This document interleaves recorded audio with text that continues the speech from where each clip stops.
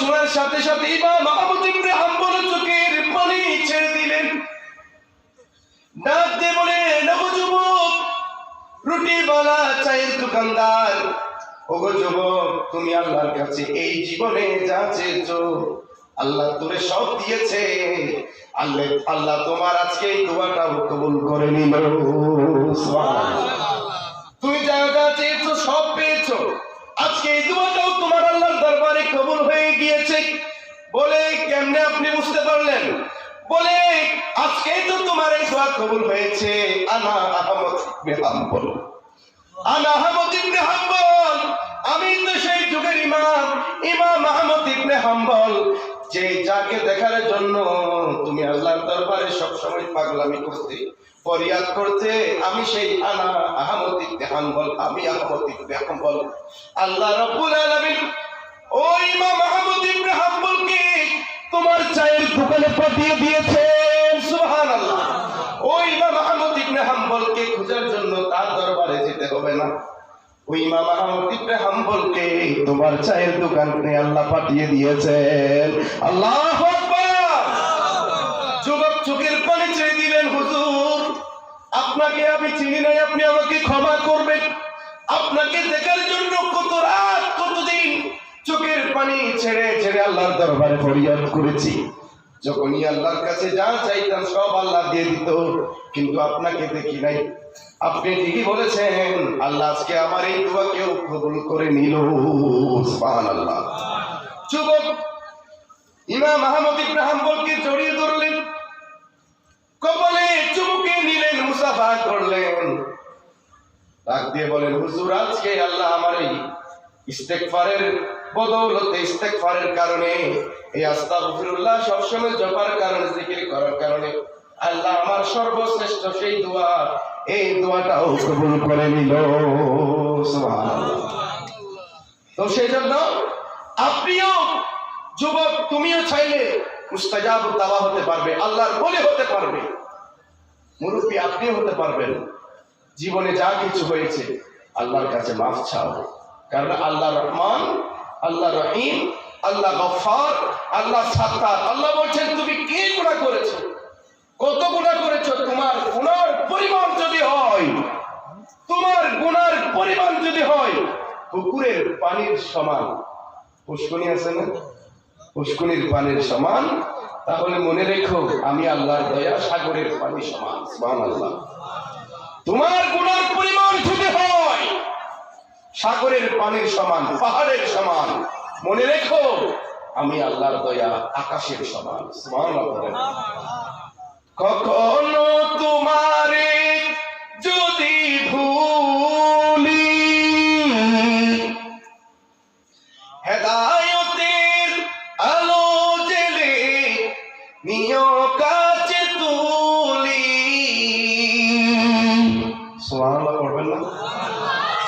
আর একটু জোরে কইতেন না? কখনো তোমারে যদি ভুলি, হেদায়েতের আলো জেলে নিও কাছে তুলি। দয়া করো মায়া করো, দয়া করো মায়া করো, ও গো দয়াবান। বলেন, তুমি রহমান, ও গো তুমি মেহেরবান। বলেন না, একটু চোখের পানি ছেড়ে দিয়ে আল্লাহকে ডাকেন না, হাত তুলে এভাবে আল্লাহকে ডাকেন, তুমি রহমান। সবাই হাত তুলে, হাত তুলে, তুমি রহমান, ও গো তুমি মেহেরবান। বলেন, তুমি রহমান, ও গো তুমি মেহেরবান। অন্ধকারে না শুধু তোমারই গুণগান, অন্ধকারে না শুধু তোমারই গুণগান। বুঝেও বুঝে না তপস্যান, বুঝেও বুঝে না তপস্যান। বলেন তুমি রহমান ও গো তুমি মেহেরবান। সকলে একটু জবান খুলে বলেন তুমি রহমান ও গো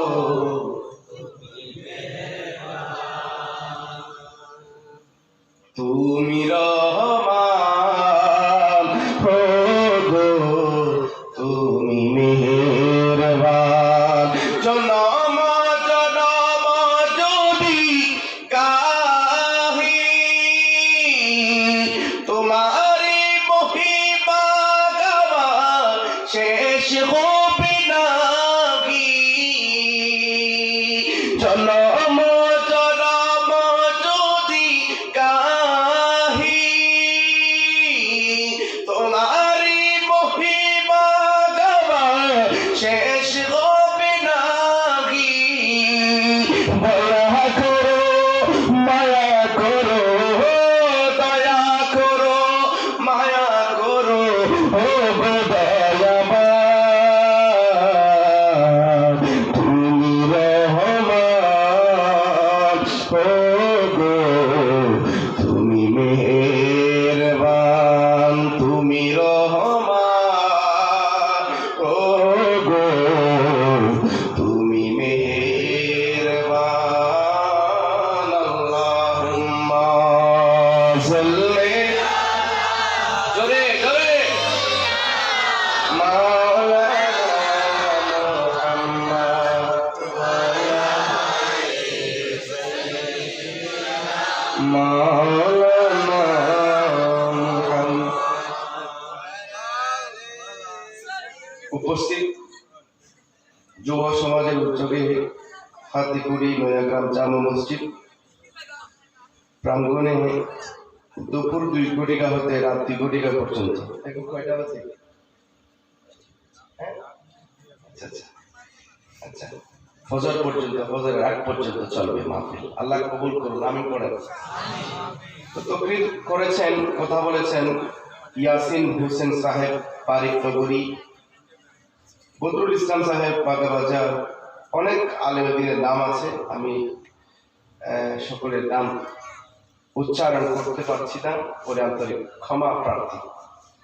আল্লাহ সকলের হাজিরিকে কবুল আর মঞ্জুর করুন, সকলে পড়েন আমিন।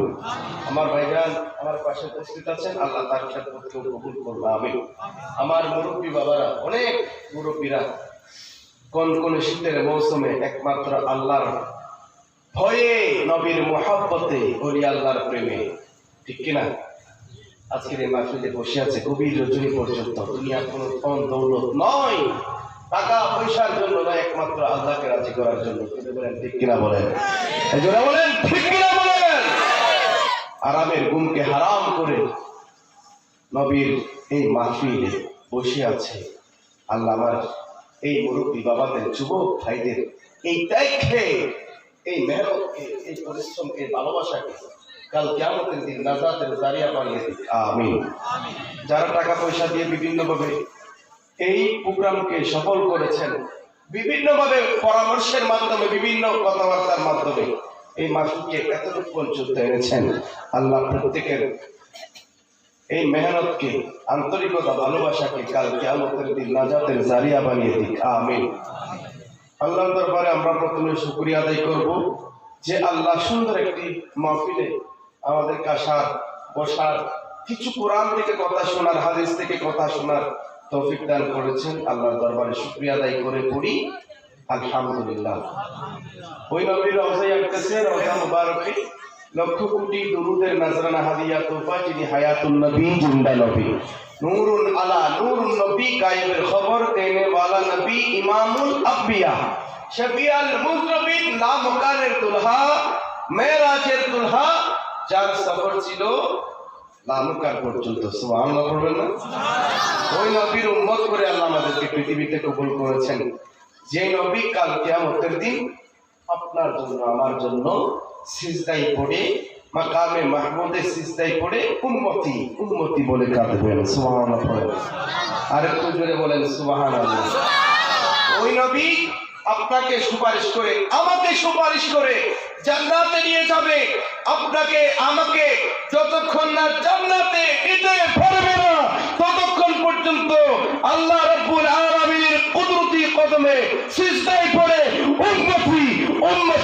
কাঁদতে থাকবেন। জোরে বলেন ঠিক কিনা বলেন? ওই নবীর উম্মত করে আল্লাহ আমাদেরকে কবুল করেছেন। ওই নবীর মাহফিল পেয়ে জবান বলে পড়েন খুশি না বেজার? কথা বলেন খুশি না বেজার? খুশি। তো ওই নবীর দু একটি কথা বলবো কোরআন থেকে। একটি আয়াত আপনাদের সম্মুখে পেশ করেছিলাম।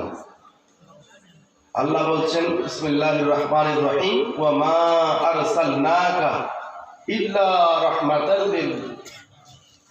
আপনারা জানেন না মনে হয়, মুখস্থ আছে না সবার? আমার সাথে সাথে একটু পড়তে পারবেন? কেউ উঠা বসা করবেন না ভাইয়েরা, যারা এগুলা উঠা বসা করবেন, উঠা বসা করলে আমার আলোচনার থেকে লাইনচ্যুত হয়ে যাব। রাত গভীর হয়েছে তো আমার গলা ডাউন হয়েছে। আমি একটা প্রোগ্রাম করে আসছি, আসলে ওখানে একটু বেশি জোরে চিল্লাইছি, অনেক মানুষ তো জজবা চলে এসেছে, তো গলাটার অবস্থা তেমন ভালো না। আর রাত গভীর হলে একটু গলা বসে যায়। তো আপনারাও যদি উঠা বসা করেন তাহলে আমার মুড নষ্ট হয়ে যাবে। একটু সময় দিতে পারবেন না ইনশাআল্লাহ? কেউ ওঠা বসা করবেন? ওঠা বসা করবেন? একটু জিকির দিব, জিকির দিব। আবার মাহফিলের পরে সিন্নি হবে, তবরুক সিন্নি খাবেন না? সিন্নি নিবেন না? শেষ ভালো যার সব ভালো। কথা বলেন শেষ ভালো যার সব ভালো। শেষ ভালোটা নষ্ট করবেন না, শেষটা নষ্ট করবেন না। আজকের মাহফিল শেষটা আমরা সুন্দর করতে চাই, কারণ মাহফিল এটার মদিনাওয়ালার মাহফিল। এটার সৌন্দর্য রক্ষা করা আপনার আমার আমাদের সকলের ইমানি দায়িত্ব। জোরে বলো ঠিক কিনা বলো? এই জন্য কেউ উঠা বসা করবেন না। আমি একটা জিকির দিব, এখন না, এখন না, একটু পর। আগে এখন বাইরে কথা এত গরম গরম হবে না, আগে নরম তারপর গরম, ঠিক কিনা? ঠিক কিনা? সিদ্দিক আকবর প্রথমে নরম, খেলা করতে এসেছেন, তারপর ফারুক আজম নরম না গরম? জোরে বলেন নরম না গরম? গরম। তো সেজন্য আমরাও একটু প্রথমে নরম, একটু সুন্দর আলোচনা শুনবো, এরপর আমরা একটা জিকির দিব গরম করে, তারপর মুনাজাত দিয়ে মিলাদ কিয়াম দিয়ে আমরা সিন্নি নিয়ে চলে যাব। আল্লাহ আমিন কর, আর একটু জোরে কর আমিন। আল্লাহুম্মা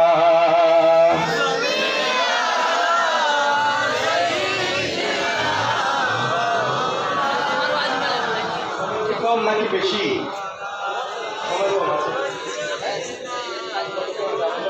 এইভাবে ধরে সেট আপ করো, আধা ঘন্টার মধ্যে শেষ করবো আর কি না? আপনি আলোচনা করেন, আমাকে জানাবেন এতক্ষণে। 3টায় শেষ করবো, 3টায় 20 মিনিট আলোচনা করবো সব মিলে। 3টায় শেষ করবো এবং মিলাদ কিয়াম, তারপর সিন্নি দেওয়া হবে, ঠিক আছে না? আল্লাহ রাব্বুল আলামিন বলছেন ওয়া মা আরসালনাকা ইল্লা রাহমাতাল লিল আলামিন।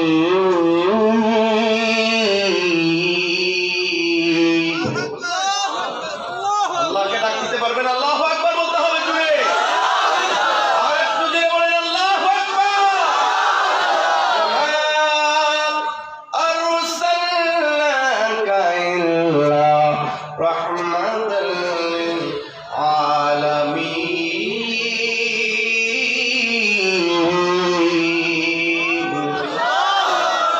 আল্লাহ রাব্বুল আলামিন বলছেন আমি যেমন তেমন নবী পাঠাই নাই, কিন্তু যাকে পাঠাইলাম তিনি হচ্ছেন পুরো বিশ্বের জন্য রহমত। সুবহানাল্লাহ।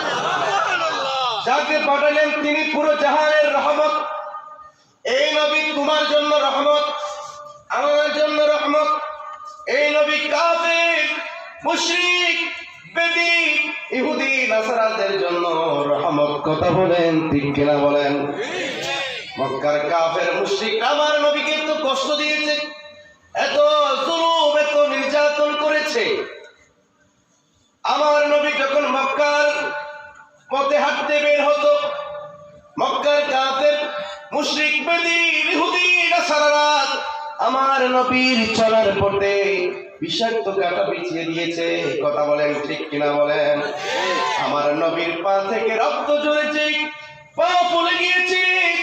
নবী যখন মক্কায় নামাজের সিজদায় গিয়েছে, নবীর পিঠে বড়া উঠে নারী বুড়িয়ে তুলে দিয়েছে, এত জুলুম এত কষ্ট তো নির্যাতন করেছে। আমার নবী হুদের ময়দানে গিয়েছে, দান্দান মুবারক শহীদ করে দিয়েছেন। কথা বলেন ঠিক কিনা বলেন? তায়েফের ময়দানে গেল ইসলামের দাওয়াত দেওয়ার জন্য, তায়েফের কাফেরদেরকে জান্নাতের পথে নিয়ে আসার জন্য। কিন্তু তায়েফের দুষ্ট ছেলেরা কাফেররা আমার নবীকে পাথর নিক্ষেপ করেছে, নবীর দেহ থেকে রক্ত ঝরিয়েছে। সাহাবায়ে কেরাম রাতে বলেন, ইয়া রাসূলুল্লাহ, ইয়া হাবিবাল্লাহ, মক্কার কাফেরগুলো, ইহুদি নাসারাগুলো আপনি নবীকে তো কষ্ট দিয়েছে, এত নির্যাতন দিচ্ছে, আপনি একটু আল্লাহর দরবারে ফরিয়াদ করেন, আল্লাহ তাদেরকে গজব দিয়ে ধ্বংস করে দিন। আল্লাহু আকবার। আমার নবী বলছেন, ও সাহাবায়ে কেরাম, ও সাহাবায়ে কেরাম, আল্লাহ আমাকে পাঠিয়েছেন এই পৃথিবীতে রহমত হিসেবে, গজব দেওয়ার জন্য নয়। সুবহানাল্লাহ। আরেকটু জোরে বলেন সুবহানাল্লাহ। ওই নবী আপনার জন্য রহমত, আমার জন্য রহমত। অত ছোট নবী রাসূল পয়গম্বর, যেমন নূহ পয়গম্বর 950 বছর কালমার দাওয়াত দিয়েছেন। বলেন তো কয়শো বছর? আওয়াজ নাই। কয়শো বছর? আপনি কয়শো বছর বাঁচবেন? কয় বছর বাঁচবেন আপনি? কয় বছর? 950 বছর কালমার দাওয়াত দিয়েছেন আল্লাহর নবী নূহ পয়গম্বর। আল্লাহর নবী নূহ পয়গম্বর 950 বছর কালমার দাওয়াত দিয়েছেন। মাত্র 40 জন পুরুষ, 40 জন নারী উনার আল্লাহর এই দাওয়াতকে গ্রহণ করেছেন, কালমার দাওয়াতকে গ্রহণ করেছেন। সবাই উনার বিরোধিতা করেছেন। আল্লাহ নবী নূহ পয়গম্বরকে এত কষ্ট, এত জুলুম, এত নির্যাতন দিয়েছেন, মারতে মারতে মারতে যখন মারা গিয়েছেন মনে করতো জঙ্গলের মধ্যে ফেলে দিয়ে আসতো। আল্লাহর নবী আল্লাহর বিশেষ দয়ায় আবার ভালো হয়ে যেত। সুবহানাল্লাহ। এত কষ্টে তো জুলুম নির্যাতন আল্লাহর নবী নূহ পয়গম্বরকে দিয়েছেন, সহ্য করতে না পেরে আল্লাহর দরবারে হাত তুলে দিলেন, ওগো আল্লাহ, আমি মনে হয় আর পারলাম না, 950 বছর এই জাতি গোষ্ঠীকে আমি আল্লাহ আপনার দাওয়াত দিয়েছি, গ্রহণ করে নাই। 40 জন পুরুষ, মাত্র 40 জন নারী আমার কালমা গ্রহণ করেছেন, আপনি এই জাতিকে গজব দিয়ে ধ্বংস করে দেন। আল্লাহু আকবার। আল্লাহ রাব্বুল আলামিন ওই জাতিকে পুরো পৃথিবীতে মহাপ্লাবন গজব দিয়ে ধ্বংস করে দিয়েছেন। আর আমার নবী বলছেন, না না, আমাকে না বুঝে হয়তো এই দুষ্ট ছেলেরা কাফের আঘাত করেছে, কষ্ট দিয়েছে, আমার কালমা গ্রহণ না করেছেন, কি হয়েছে? এমনও তো হতে পারে তাদের পরবর্তী প্রজন্ম আমি নবীর কালমা পড়ে মুসলমান হয়ে যেতে পারে। সেই জন্য আল্লাহ বলছেন, ওয়ামা আরসালনাকা ইল্লা রাহমাতাল লিল আলামিন। ওই রাহমাতুল লিল আলামিন নবীকে হযরত জাবের দাওয়াত দিয়েছেন। হযরত জাবের আমার নবীকে ঘরের মধ্যে দাওয়াত দিয়েছেন, ইয়া রাসূলুল্লাহ, আপনি আমার ঘরে তশরিফ আনবেন, আপনার সাথে কয়েকজন সাহাবায়ে কেরাম নিয়ে আসবেন, আপনার সহচরদেরকে নিয়ে আসবেন। নবীজি বলছেন, যাও, তুমি দাওয়াত দিয়েছো, কবুল করে নিলাম। সুবহানাল্লাহ।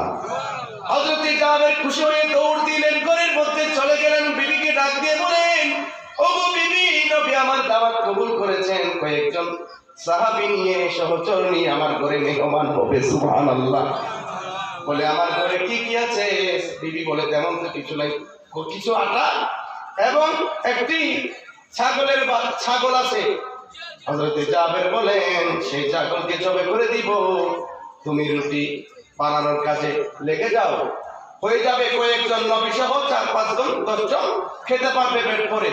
আমার নবী কয়েকদিন ধরে আজকে খাবার খায় না। সুবহানাল্লাহ। পেটের মধ্যে পাথর বেঁধে রেখেছেন, আমার নবী কত কষ্ট করছেন, আজকে যদি আমি জাবের ঘরে এসে আমাকে মেহমানদারি করতে পারি, আমার মতো খুশি এই পৃথিবীর বুকে আর কেউ হবে না। সুবহানাল্লাহ। হযরতে জাবের ওই ছাগল জবে করে দিলেন, বিবিকে ডাক দিয়ে বলেন, গো বিবি তুমি কাজ শুরু করে দাও, রান্না বান্নার কাজ শুরু করে দাও, আমি নবীকে নিয়ে আসি। চলে গেলেন দূর দিয়ে নবীকে নিয়ে আসার জন্য। নবী আসার সময় হয়ে গেল, জাবের আবার দূর দিয়ে ঘরের মধ্যে চলে এসেছে, খাবার দাবার কতটুকু রেডি হয়েছে দেখার জন্য। সুবহানাল্লাহ। আরেকটু জোরে বলেন সুবহানাল্লাহ। দেখতে পেলেন বিবি চোখের পানি ছেড়ে দিয়ে কান্না করতে লাগলেন।